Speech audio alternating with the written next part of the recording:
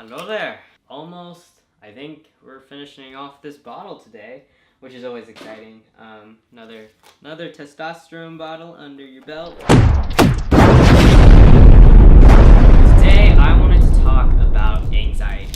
And I just want to make a point that whenever I talk about a topic like this, they're always my thoughts and my opinions. Never is it my intention to invalidate you or your experience or your thoughts.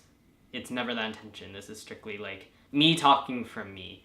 But I want to talk about anxiety today because it has taken me a very, very long time to come to terms and figure it out about myself, but I have anxiety. And the reason why it has taken so long for me to say that is because, similar with my depression, I don't want to call it a mental illness, but anything that impairs your daily life having to do with your brain is completely subjective to the person, and the way it presents varies.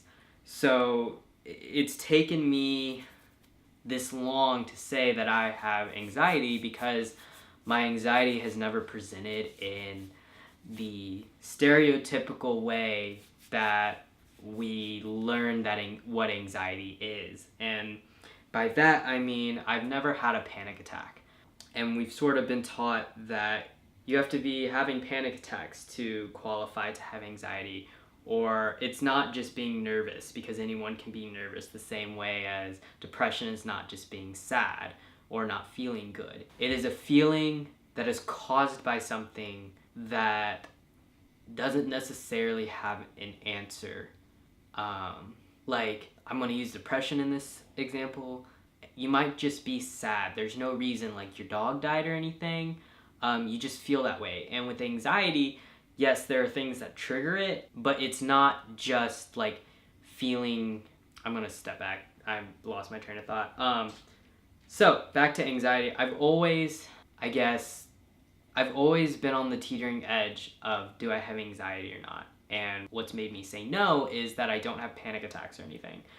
And it doesn't like drastically impair my day-to-day life.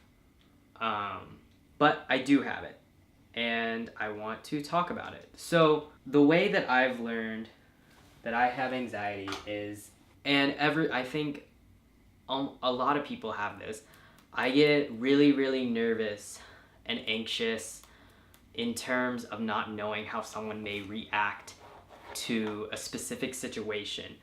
And this can prevent me from interacting with people or going through with something that I want to go through. And one of the greatest examples is right after I had transferred in high school, I would go to the school that I transferred from's football games, and because I knew I'd see people I know there, but all I would do would be pacing around the stadium because I was so nervous about interacting with these people after I had left and after I had began socially transitioning, and especially after starting testosterone. I would always like hide in the corner and then give them hints that I were there, but I'd never just be upfront and straight that, hey, I'm here, I miss you, let's talk, that kind of situation. And it was a lot of social anxiety, and I still have that. It may not seem like I have social anxiety, but I have a lot of social anxiety, okay? And I am specifically talking about this because my social anxiety and my anxiety in general has really affected my transition, in that when I transitioned, and a lot of people ask this, I didn't come out as trans until 6 months after starting testosterone. At school, up until that point, I had been living as stealth. And then in terms of anyone that knew me before, I didn't tell them. It was just going to be a thing that would have to happen if we interacted after that. Of course, people found out, and the people that matter, which was pretty much everyone, like, no one had a problem with it, from my understanding. Or no one has had a problem about it with to my face. But it is one of my biggest regrets because I pretty much transitioned alone until I came out. And I really really regret it about my best friend, that I didn't tell her. And I didn't because I was afraid. I didn't know how she would react, and I was afraid that it would end our relationship. But it didn't because she's so fucking awesome. But I didn't tell her I was transitioning. And I never told her.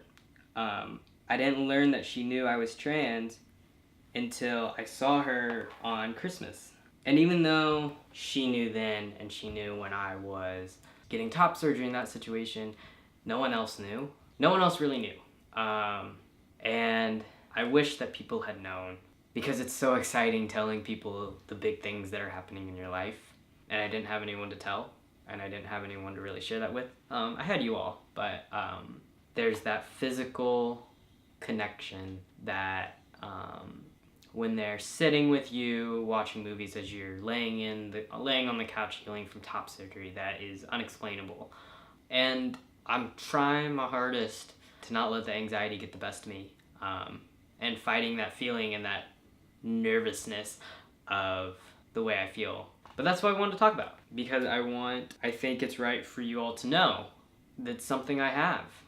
And like, there's nothing wrong with having it. I just gotta figure out how to live my life with it.